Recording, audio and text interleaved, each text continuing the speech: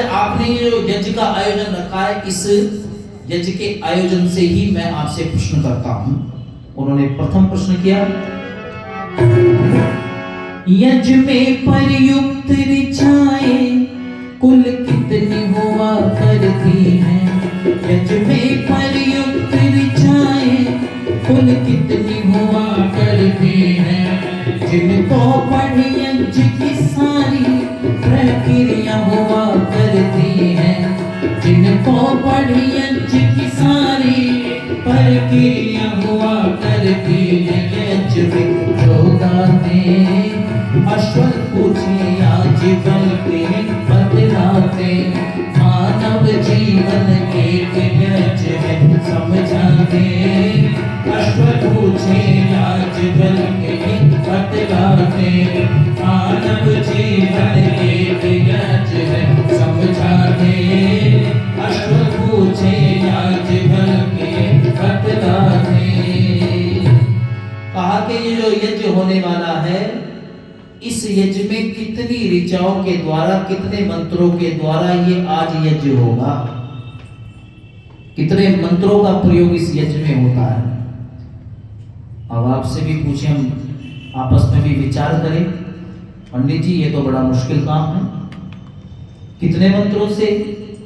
अरे मंत्र तो कई बार जब हम वेद पारायण यज्ञ करते हैं तो सभी वेद के मंत्रों से, चारों वेदों के मंत्रों से भी आहुतियां करते हैं, मंत्रों का पाठ करते हैं, वेद को पढ़ते हैं, स्वस्ति वाचन के पढ़ते हैं, शांति कर्णम के पढ़ते हैं, ईश्वर स्तुति के पढ़ते हैं। ये कैसे निश्चय हो पाएगा कि कितने मंत्रों से? ना कहीं शास्त्रों में है, ना कहीं हमको देखने में मिला, ना किससे सुनने में मिला। ये कैसा प्रश्न कर दिया, ये बड़ा कठिन है। लेकिन मैं आपको बता दूं, ये जो आख्यान है ना, ये आध्यात्मिक है। कैसा है? अध्यात्म की गहराई में आपको लेकर के जाऊंगा। आध्यात्म की गहराई में ये लेकर के जाता है, बताता है जीवन का मूल तत्व, समझाता है। याज्ञवल्क्य ने कहा कि ये आध्यात्मिकता में लेकर के जाऊंगा। और सुनो, ये जो तुमने प्रश्न किया है, इस प्रश्न का उत्तर है कि यज्ञ में केवल और केवल, ध्यान देना, 3 ऋचाओं के द्वारा ये यज्ञ होता है। कुल 3 ऋचाओं से ही होता है यज्ञ महान। कुल 3 ऋचाओं से ही होता है यज्ञ महान। मात्र 3। आगे महाराज ये तो बता दो है कौन कौन सी? हम तो आज तक यही माने हैं कि इतनी सारी हैं, और कितनी कहें कि हमें पता नहीं है। ये फिक्स जो है काउंटिंग हमारे पास नहीं है। उन्होंने कहा कि 3 कौन कौन सी? जरा ये सुनो। पुरोनो वाक्यायाचा पुरुषस्या तुम लो जान। पुरोनो वाक्यायाचा पुरुषस्या तुम लो जान। जाने के जाने अश्वल पूछे याज्ञवल्क्य के बतलाते, मानव जीवन एक यज्ञ है समझाते। अश्वल पूछे याज्ञवल्क्य के बतलाते, मानव जीवन एक यज्ञ है समझाते। अश्वल पूछे याज्ञवल्क्य के बतलाते। कहा महाराज केवल 3 ऋचाएं हैं। बोला कौन कौन सी? कहा कि एक वह है जिसको पुरोनु वाक्या कहते हैं। दूसरी महाराज कहते वह है जिसको याज्ञा बोलते हैं। कहा तीसरी, कहा जिसको शस्या बोलते हैं। अरे महाराज इतने कठिन कठिन शब्द आपने बता दिए, इनका अर्थ तो बताओ, इनका अर्थ जरा हमें समझाइए महाराज, तभी तो समझ आएगी। कहने लगे पुरोनु वाक्या वह ऋचा है, सामान्य सी भाषा में आप समझ लें, पूर्व अनुवाक्या जो यज्ञ से पूर्व में पढ़ी जाती हैं। जब यज्ञ हम करने को उद्यत होते हैं, तैयार होते हैं, तो हम सबसे पहले जिन मंत्रों का पाठ करते हैं, जो यज्ञ से अग्निहोत्र से पूर्व है, उसको पुरोनु वाक्या बोलते हैं। माने जैसे ईश्वर स्तुति प्रार्थना उपासना के मंत्र, स्वस्ति वाचन के मंत्र, शांति कर्णम के मंत्र, उनको क्या कहा? पुरोनु वाक्या। जैसे एक किसान बीज बोने से पहले खेत को क्या करता है जी? खेत को बिल्कुल तैयार करता है जोत करके, जिससे कि बीज बोए तो वो फलित। ऐसे ही एक साधक इस यज्ञ को करने से पहले अपनी हृदय की पृष्ठभूमि को, जैसे खेत को तैयार किया जाता है बीज बोने के लिए, फसल उगाने के लिए, ऐसे ही भक्ति रूपी फसल उगाने के लिए एक साधक इस यज्ञ को करने से पहले हृदय रूपी जमीन को, भूमि को उर्वरा कर लेता है, उपजाऊ बना लेता है, तैयार कर लेता है, पृष्ठभूमि बना लेता है, आधार बना लेता है। किन मंत्रों के द्वारा? उन मंत्रों के द्वारा। फिर कहा कि महाराज याज्ञा किसको बोलते हैं? अब ध्यान देकर के सुनेंगे। कहा कि जिन मंत्रों के द्वारा आहुतियां प्रदान की जाती हैं उनको याज्ञा कहते हैं, जिनसे यज्ञ किया जाता है, अग्निहोत्र किया जाता है। जैसे ओम सूर्यो ज्योतिर्ज्योति सूर्य, जिन मंत्रों के भी द्वारा हम आहुतियां प्रदान करते हैं, आहुति देते हैं श्रद्धा से, उनको याज्ञा बोलते हैं। अच्छा महाराज शस्या किनको बोलते हैं? कहा कि जब यज्ञ समाप्त हो जाता है उसके बाद में जिन ऋचाओं को हम पढ़ते हैं, गान करते हैं, और तो वो परंपराएं थोड़ी सी दूर हो गई। महावाम दैव्यम का गान होता था, कल समय लगेगा तो कल सुनाऊंगा आपको। महावाम दैव्यम जो सामवेद के मंत्रों का गान होता था यज्ञों में।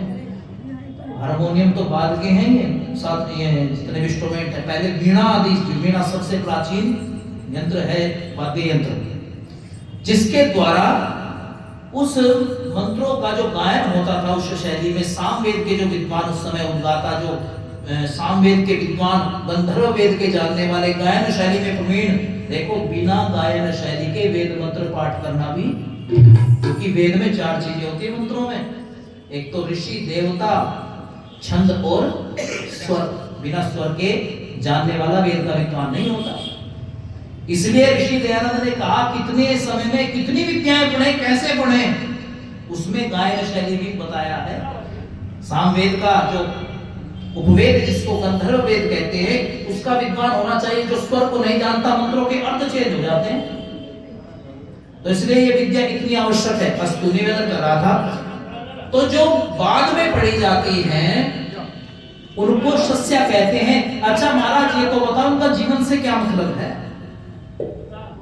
ये तो ये हमने कर लिया है, लेकिन ये जीवन से अटैचमेंट कैसा रखती है, आध्यात्मिकता इसमें कैसी है? तो उन्होंने कहा पुरोनु वाक्य ऐसे ही है जैसे, अब ध्यान देना, सावधान होना थोड़े, ये केवल अग्निहोत्र केवल कर्मकांड ही नहीं है, ये जीवन से कैसे सीधा डायरेक्ट कनेक्शन रखता है, सिखाता क्या है? कहा कि पुरोनु वाक्य ऐसे ही है जैसे एक व्यक्ति अपने जीवन में कुछ कार्य करने के लिए संकल्प लेता है। यज्ञ में आप संकल्प पाठ करते हैं, संकल्प लेते हैं कि इस यज्ञ को मैं इस जनपद में, इस ग्राम में, अपने ग्रह पर, इस तिथि में, इस नक्षत्र में, इस समय में ये कर रहा हूं सुख शांति समृद्धि हेतु। ऐसे ही दुनिया में जितने भी शुभ कार्य हैं उन कार्यों को करने से पहले जैसे एक व्यक्ति संकल्पित होता है उस कार्य को करने के लिए, ऐसे ही जैसे यज्ञ करता यज्ञ में संकल्पित हो गया और उस संकल्प को याज्ञ माने जैसा कहा, जैसा संकल्प लिया उसी के अनुरूप वह कार्य, मान लीजिए संकल्प तो ले ले लेकिन यज्ञ किया नहीं, उठ करके चले गए, बोलो संकल्प वो झूठा हुआ कि सच्चा हुआ? यानी कि जैसा संकल्प लिया याज्ञ वैसा ही कर्म किया, उसको बोलो आनंद होता है कि नहीं होता? ईमानदारी से बताना, जैसा बोल दिया था और वैसा ही हो गया, तो बोलो आनंद आता है कि नहीं आता? आपने बेटी की शादी का संकल्प लिया अथवा बेटे की, या कोई भी आपके गृह में फंक्शन कार्यक्रम हो, और जैसा आपने जिस दिन तिथि निश्चित की, जिस दिन समय निर्धारित किया, सभी को न्योता दिया, उस दिन आपने वह डेट निश्चित हो गई, उस कार्यक्रम के नजदीक आकर के वह कार्यक्रम जब आप करते हैं, जैसे आपने डेट हमें निश्चित कराई, हम यहाँ पर आगे तो मानो पुरोनु आ गया, ध्यान देना, अब यहाँ पर ये कार्यक्रम चल रहा है, या बेटी की शादी है, बेटे की शादी, कोई फंक्शन, कोई अपने घर पर यज्ञ आदि कोई भी इत्यादि कार्यक्रम है, वो कार्यक्रम मानो चल रहा है, तो याज्ञा। और अच्छा, जैसे ही ये कार्यक्रम सफलता पूर्वक संपन्न होगा, तो बोलो जब बेटी की और बेटे की शादी हो जाती है, घर का कोई कार्यक्रम अच्छे से निर्विघ्न संपन्न होता है, तो कैसे करते हैं? थकावट उस दिन इतनी आती है कि बस और कार्य तो ये कहते हैं तुम ही कर लो, बड़ा आनंद आ गया जी अब तो बस। क्यों जी?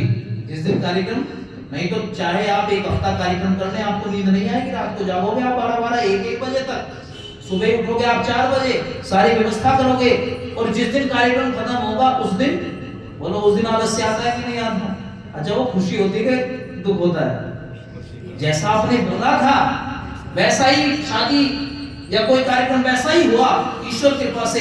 उसका जब संपन्न होता है तो व्यक्ति को खुशी होती है, और वो खुशियों के गीत, जैसे एक याज्ञिक जैसा संकल्प लिया वैसा ही यज्ञ किया, उसके बाद सामवेद का पाठ करके ईश्वर का धन्यवाद ज्ञापित करता है।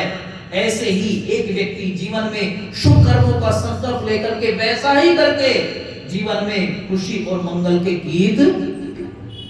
जब विक्रम लैंडर 3 चंद्रमा पर उतरा, पहले भेजा था 2, बोलो फेल हो गया था नहीं, तो बोलो दुख हुआ था कि सुख हुआ था? लेकिन वो याज्ञा उस कर्म में, संकल्प में अपने लगे रहे। जिस दिन, क्योंकि हमने भी वो देखा उस समय, जब जैसे वो विक्रम लैंडर 3 चंद्रमा की सतह पर उतरा, उतरते ही बोलो पूरे देश में आप सभी को खुशी हुई थी कि नहीं हुई थी?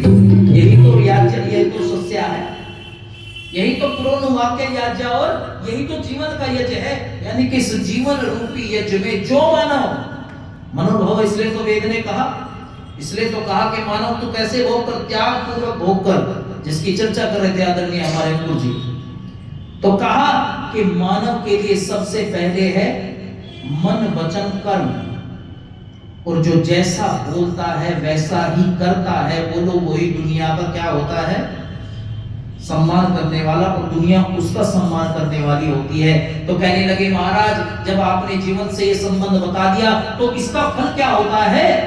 तो वहां याज्ञवल्क्य के महाराज कहने लगे, इसका फल वह है जो व्यक्ति मन से, वचन से, कर्म से एक होता है, वह सबके मनों को जीत लेता है, सबके मनों का राजा वह व्यक्ति बन जाता है।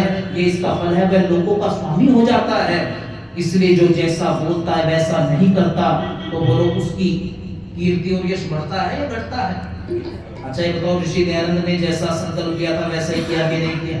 श्रद्धानंद जिनका जन्म दिवस हम मना रहे हैं, जिनको याद कर रहे हैं, जिस दिन वो बलिदान हुए हैं, बोलो उन्होंने जीवन में जैसा बोला वैसा किया कि नहीं किया?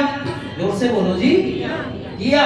दुनिया के अंदर मर्यादा पुरुषोत्तम श्री रामचंद्र जी महाराज ने, बोलो पिता के वचन के लिए वन में जाकर के इतने कष्टों को भरा, जैसा बोला वैसा किया कि नहीं किया? इसलिए कहा रघुकुल रीत सदा चली आई, प्राण जाए पर ये वचनों की कीमत। आज झूठ बहुत बोलते हैं, फोन पर कहेंगे जी कहाँ हो, बैठे कहीं और है, बता रहे कहीं और है। तो इनसे भी हमें थोड़ा सावधान रहना चाहिए। इसलिए कहा मन वच कर्म को एक बना ले, बोल न खाली बोल रहे। मेरे साथ मिलकर के बोले गीतों की पंक्तियों को।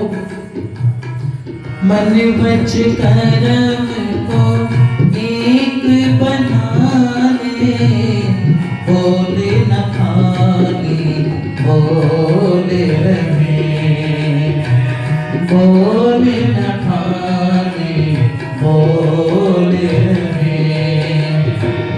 किया संकल्प जो उसको निभाए, किया संकल्प जो उसको निभाए, बोल न खाली बोल रहे, बोल न खाली बोल रहे।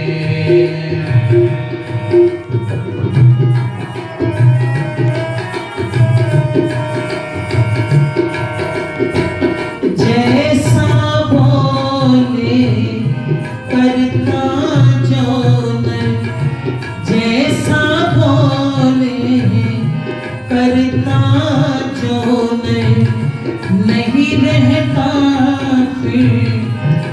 उसको कोई डर नहीं रहता, फिर उसको कोई डर। करते सब सम्मान उसी का, करते सब सम्मान उसी का, वाणी का उसकी मोल रहे,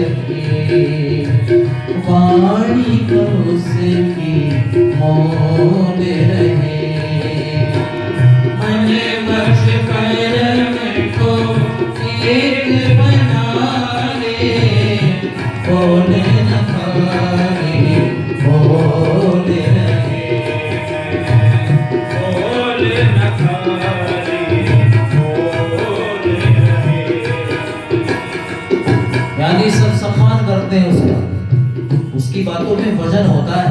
और जिसको लगता है झूठ बोलने का काम जैसा नेता होगा, सारा जितना भी कार्यक्रम इनका होता है, सारे कार्यक्रम में झूठ ही तो बोलते हैं और करते क्या है। इसलिए नेताओं के टाइम कहने लगे जी आपका कौन सा टाइम है जी नेताओं वाला, बोले थे 4 बजे आएंगे 10 बजे। क्या जी ऐसा ही होता है क्या? बोला 4 बजे आएंगे 10 बजे, इतने वादे कर रहे थे लेकिन करते पूरा बहुत कम है। लेकिन जो सच्चा नेता होता है उसका लोग सम्मान कि ये व्यक्ति अगर बोलेगा तो करेगा। हर प्रकार के व्यक्ति है ना हर क्षेत्र में। जो अच्छा नेता है, नेतृत्व करने वाला है, जो अच्छा, उसको सब लोग क्या बोलते हैं, जैसा बोलते हैं वैसा ही करता है, ये याचिका आदमी है। नहीं तो सारा दिन बैठ करके आहुति देते रहे और फोन पर झूठ बोलते रहे, अब जीवन में झूठ बोलते रहे, जैसा किसी को वचन दे दिया वैसा ना करते, तो आहुति चाहे आप कितनी ही देते रहे, जीवन यज्ञ नहीं बनेगा। बोलो बनेगा क्या? जीवन यज्ञ नहीं बनेगा। आहुति चाहे जितनी दे ले, जितना घी चाहे लगाने, जितनी सामग्री चाहे दे ले, लेकिन ये जीवन का यज्ञ अगर ये यज्ञ से नहीं बना, ना इससे हमने सीख ली, तो जीवन में कोई लाभ नहीं।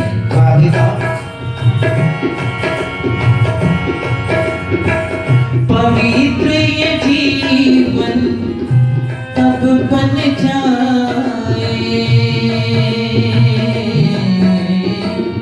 पवित्र ये जीवन सब बन जाए, उसके दीवाने सब बन जाए, उसके दीवाने सब बन जाए, सब लोगों को जीत ही लेता, सब लोगों को जीत ही लेता, मृदुवाणी रस घोल रहे, मृदुवाणी रस घोल रहे। मन वश कर्म को एक बना ले, बोल न खाए बोल रहे, बोल न खाए बोल रहे। गीतानंद के गाए सदा हो, गीतानंद के गाए सदा हो, करते हैं पूर्ण कर्म यदा कदा जो, करते पूर्ण कर्म यदा कदा जो, मंगल गाए मौज मनाए, मंगल गाए मौज मनाए, खुशियों के बजते ढोल रहे, खुशियों के बजते ढोल रहे। मन वच कर्म को एक बना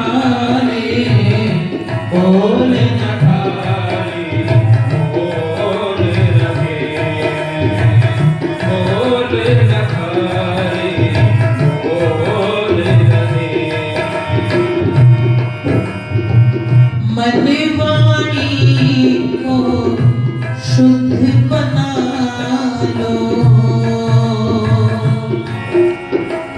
मन वाणी को शुद्ध बना लो, जीवन साज को मधुर बजा लो, जीवन साज को मधुर बजा लो।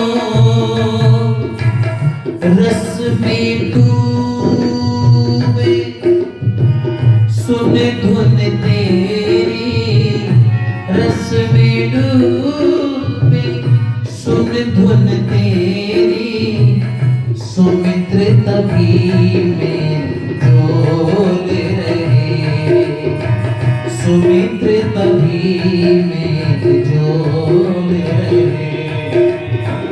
मन वच कर्म को एक बना ले, बोले न